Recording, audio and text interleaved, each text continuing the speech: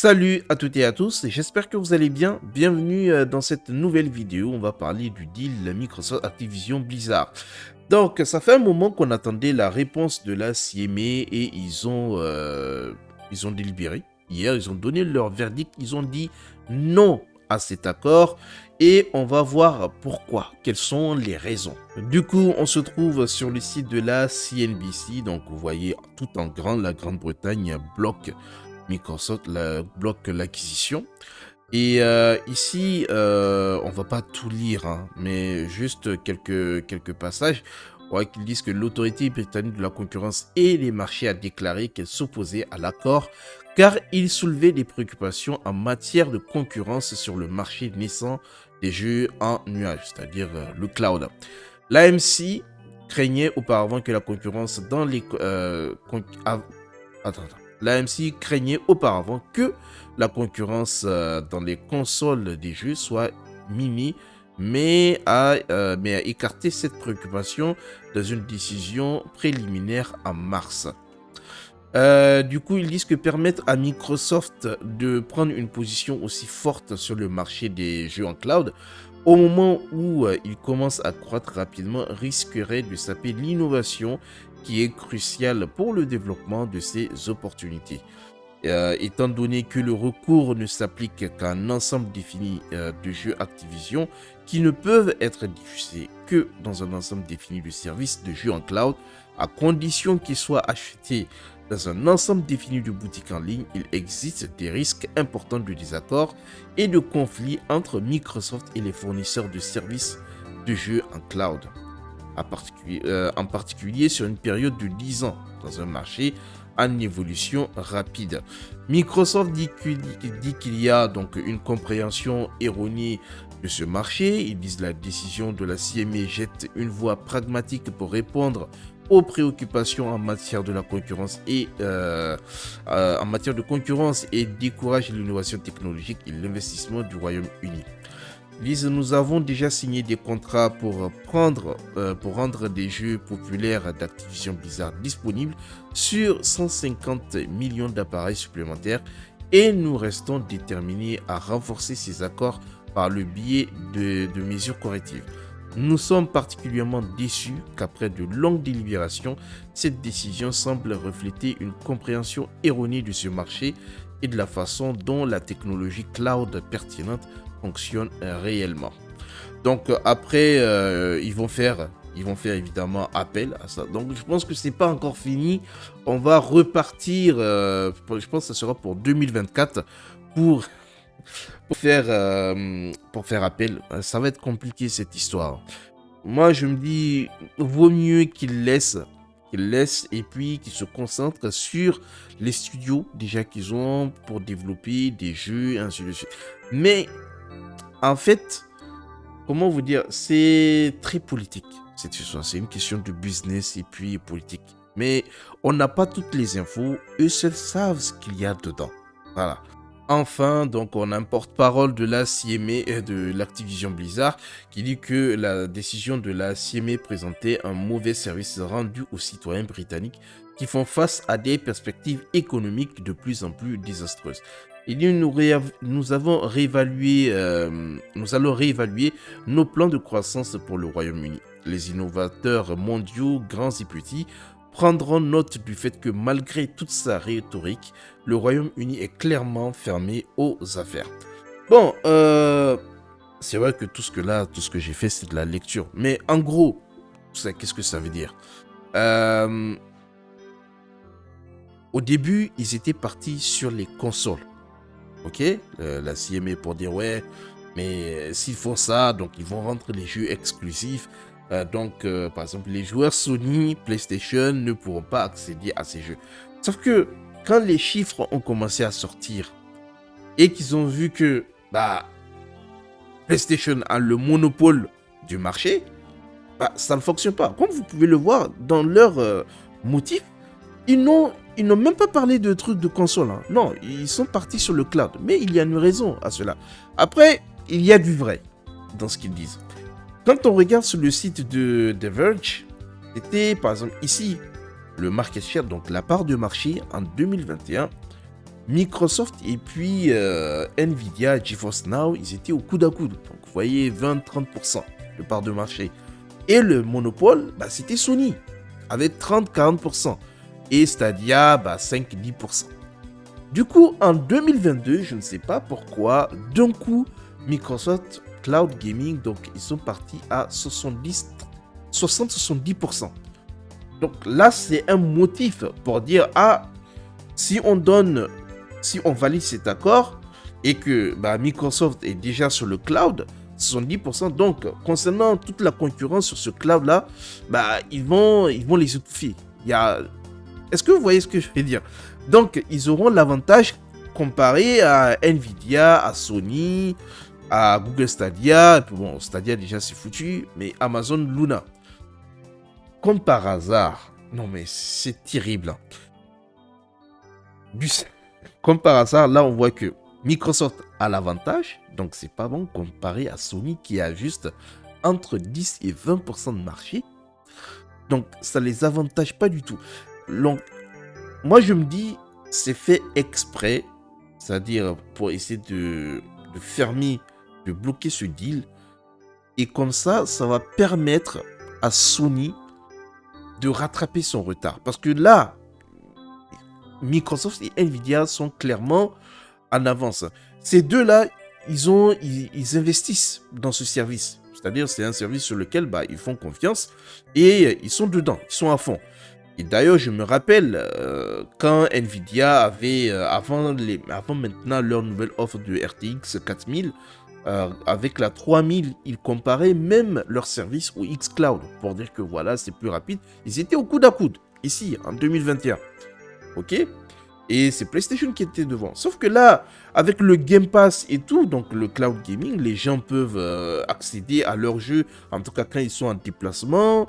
D'ailleurs, si tu es chez toi, je vois pas pourquoi utiliser le cloud gaming. C'est vrai que c'est cool, mais c'est limité. Déjà, il faut une bonne connexion, il faut de bons serveurs, ça dépend de la distance entre toi et puis le serveur, et ainsi de suite. Et pour le moment, c'est limité à 1080 60 fps, alors que pour quelqu'un qui joue à des jeux de shoot, bah, il te faut... c'est-à-dire, il faut qu'il y ait moins de latence, il faut plus de FPS. Avec ta console, tu peux aller, par exemple, sur Fortnite 120. Si tu es sur PC, ton hardware te permet d'aller jusqu'à 144, je sais pas, 175, bref, plus de 300 FPS. Maintenant, voire même, il y a de nouveaux écrans avec une bonne config 500 FPS. Est-ce que vous voyez? Sauf que le cloud ne te permet pas d'avoir tout ça. Actuellement, c'est vrai que c'est un marché qui est en pleine croissance bah, pour la génération future parce que bah, ils veulent tout de suite et puis partout là où tu te trouves, tu peux accéder à tes jeux. Mais nous, voilà, jusqu'à présent, bah, on est à la maison, on utilise nos hardware, on préfère ce service-là que le cloud. Parce que vous voyez. Donc, bah, si leur crainte, c'est quoi? C'est que Microsoft va prendre le monopole avec les jeux Activision Blizzard et d'en faire une exclusivité. Et donc, bah, ça va bloquer cette concurrence-là. Mais le problème, c'est que Microsoft, entre-temps, a déjà signé des contrats. Vous prenez aujourd'hui la Steam Deck, bah, il y a des jeux, Game Pass, il y a pas tout. En fait, tout ce qu'il y a comme cloud, xCloud, donc les jeux Game Pass sont dessus. La nouvelle console de Asus qui est sortie il n'y a même pas longtemps, elle aussi, il y a du xCloud.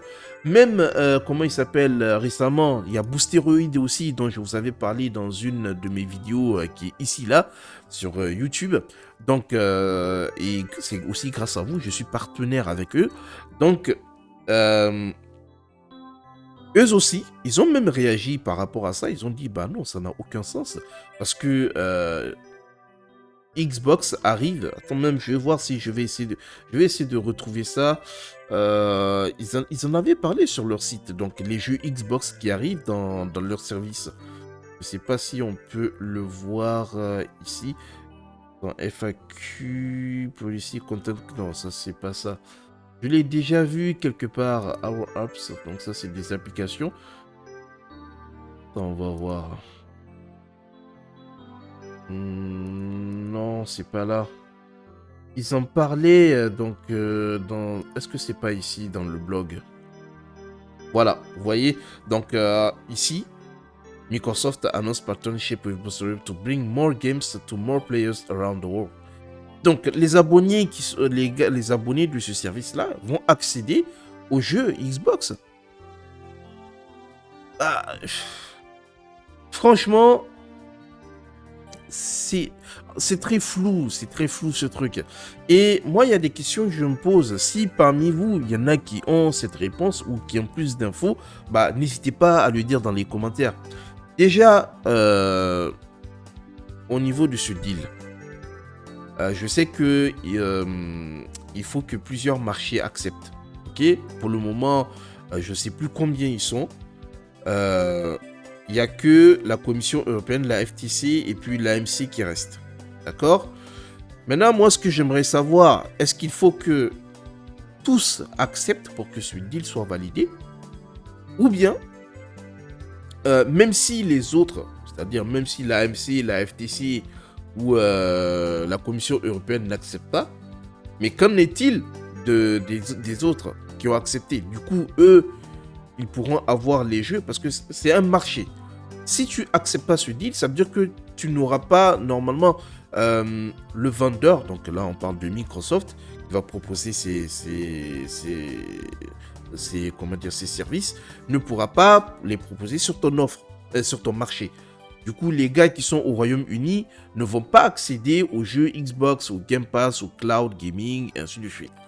Bah, moi, je me dis, après, c'est là aussi, c'est du business. Donc, Microsoft va perdre de la thune là-bas. C'est pour ça que je vous dis, c'est très flou cette histoire. Même Jez Corden qui est renseigné sur le truc, lui-même, il dit, il comprend rien. Bref, mais là, imaginons que la FTC et la Commission européenne valident. Et il n'y a que la CMA qui ne valide pas. Est-ce que Microsoft va aller ou bien selon eux, c'est une grosse part de marché? Moi, je trouve qu'ils peuvent être agressifs. Si la CMA, la Commission européenne accepte, je pense que c'est mieux de valider. Et comme ça, tous les jeux, c'est-à-dire les gars qui sont sur les jeux cloud et tout, qui sont sur Xbox, bah, les joueurs au Royaume-Uni, ils pourront pas en bénéficier. Et là, ils vont crier, ils vont mettre la pression aux régulateurs pour pouvoir accepter ce deal-là. En tout cas, c'est ce que je pense. Dites-moi, vous, si vous avez les réponses à mes questions, qu'est-ce que vous en pensez de tout ça? C'est-à-dire, certes, on n'a pas toutes les infos. Et c'est pour ça que je vous dis aussi, c'est très politique, ce truc-là. Business politique, c'est eux seuls qui savent. C'est eux seuls qui connaissent les enjeux. C'est eux qui savent ce qui se passe. Voilà. Donc, moi, j'ai dit ce que j'ai à dire par rapport à ça. Bon, jusqu'à présent, c'est pas fini. Hein. Voilà. Ça ne veut pas dire que c'est fini, le deal est validé, le deal est bloqué. Et même si c'est le cas, Microsoft a encore de la thune. Cet argent-là, ils peuvent l'investir au niveau de leur studio pour faire sortir de très bons jeux. Et puis voilà, c'est tout, pour améliorer leur service et ainsi de suite. Voilà, se concentrer sur autre chose. Par contre, si après ça, après cette histoire-là, on voit que Sony commence à investir davantage dans le cloud gaming, ou faire quoi, alors là, ça va pas aller. Franchement, ou si on voit Sony racheter des studios, voilà, Activision, Blizzard ou quoi que ce soit, là, ça va pas aller. Franchement. Dites-moi ce que vous en pensez dans les commentaires et puis nous on va se retrouver prochainement lors des lives ou lors d'une prochaine vidéo et puis voilà. Donc moi je vous souhaite bonne journée, bonne soirée selon le moment auquel vous avez regardé cette vidéo et on se dit à la prochaine. Salut.